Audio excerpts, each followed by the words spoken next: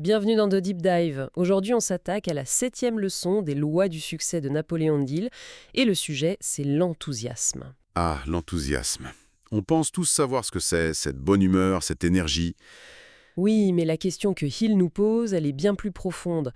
Et si ce n'était pas une émotion qu'on subit, mais une compétence qu'on peut construire? C'est exactement ça.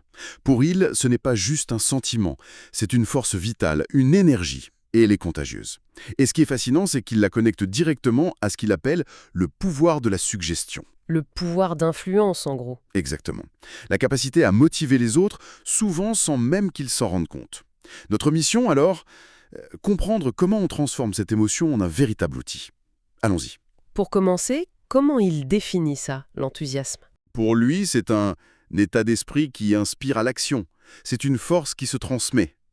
Ça me fait penser à sa phrase la plus connue. Vous pouvez le faire si vous croyez que vous le pouvez. C'est ça le point de départ? Tout à fait. Et ce n'est pas une croyance passive, c'est une conviction si forte qu'elle devient presque une énergie physique. Et il raconte une anecdote personnelle pour illustrer ça. Elle est assez folle. Ah oui, celle où il travaille des nuits entières sur ses livres. Exactement. Il dit qu'il ne sentait aucune fatigue, rien. Il aurait fait en une nuit le travail de 2 ou 3 jours. C'est comme un carburant surhumain. Mais ce n'est pas juste une image pour lui, n'est-ce pas? Non, pas du tout. Quand il parle de force vitale, il est presque littéral. La psychologie moderne appelle ça l'état de flow. Ce moment où on est tellement absorbé qu'on oublie tout le reste? C'est ça. Et l'enthousiasme, selon Hill, c'est le catalyseur qui nous plonge dans cet état de performance optimale. Ça recharge les batteries, littéralement. D'accord, donc c'est une force interne. Mais comment ça se transmet aux autres? C'est là qu'il parle de suggestion. Exactement. Et il est très précis. Pour lui, il y a 3 canaux. Alors le premier, j'imagine, c'est ce qu'on dit. Oui, les mots. Le deuxième, ce qu'on fait, notre langage corporel. Et le troisième, le plus subtil, c'est ce qu'on pense. Il insiste énormément sur le ton de la voix. On peut avoir les meilleurs arguments, mais si la voix manque de conviction, les mots sont morts. Ah, l'exemple qu'il donne est parfait pour ça. Le vendeur de voiture? Oui, Le vendeur qui essaie de vendre une Ford, mais qui, au fond, est convaincu qu'une Renault est un bien meilleur choix. même si ses arguments sont logiques, ça sonnera creux. Le client va le sentir. Une hésitation, un regard. Quelque chose va le trahir. C'est l'essence de l'authenticité. Pour convaincre, il faut être convaincu. C'est cet alignement total entre la pensée, la parole et l'action. D'accord. Donc l'enthousiasme, c'est le carburant. Mais si en face la personne est sur la défensive, ça se heurte à un mur. C'est là qu'intervient une stratégie cruciale, qu'il appelle neutraliser l'esprit.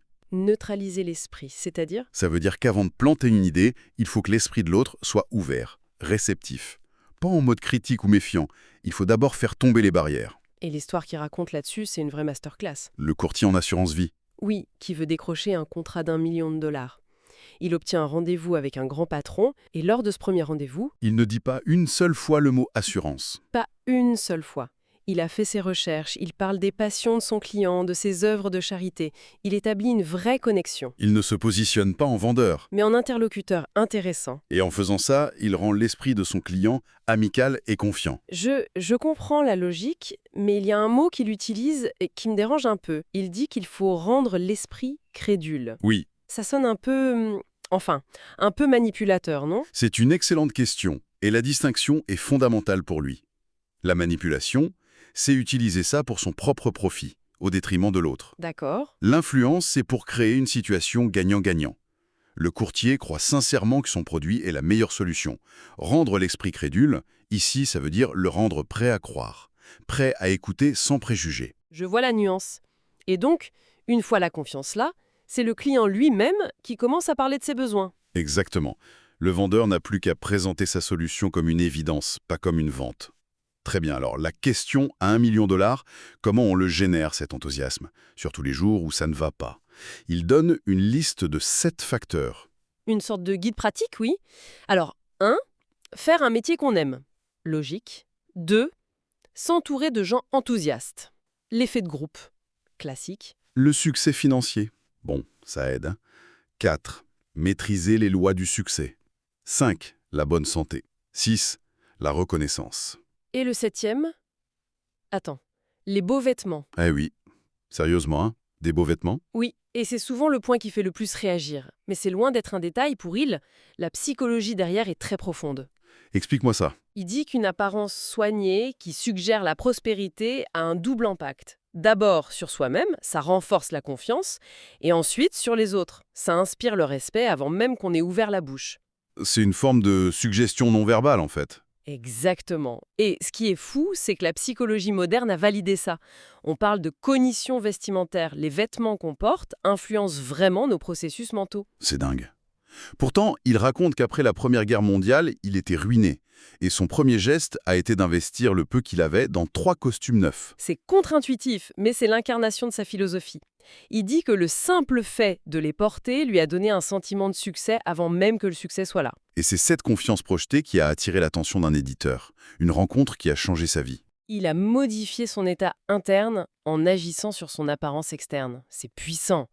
Pour finir, il y a cette histoire qui résume tout.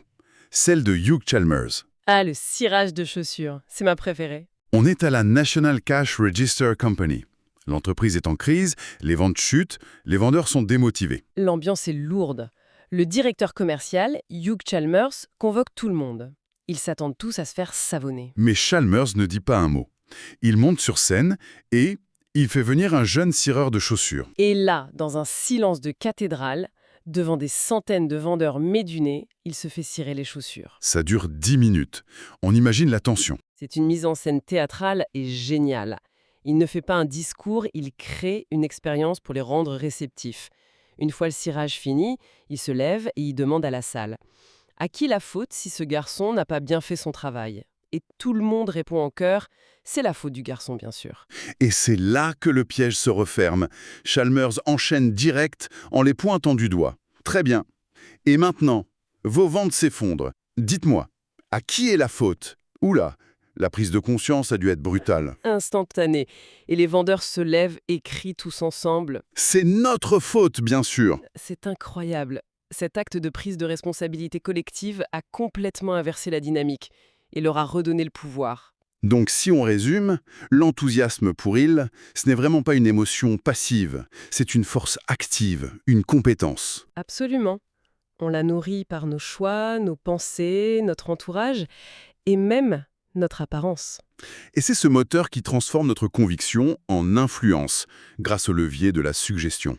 Pour finir et laisser un peu matière à réflexion, il conclut sa leçon par une mise en garde. Il parle des 7 chevaliers mortels qui tuent l'enthousiasme. Comme l'intolérance, la vengeance, l'avidité. Oui, la jalousie, la méfiance. Et la question qu'il nous pose, ce n'est pas de savoir si on les a en nous. On les a tous. La vraie question c'est, Lequel de ces ennemis intérieurs on combat le plus souvent pour protéger notre propre flamme? Une question puissante pour terminer. La prochaine fois, on s'attaquera à la 8e leçon, le complément indispensable de l'enthousiasme, la maîtrise de soi. un autre gros morceau. On vous donne rendez-vous pour cette nouvelle exploration.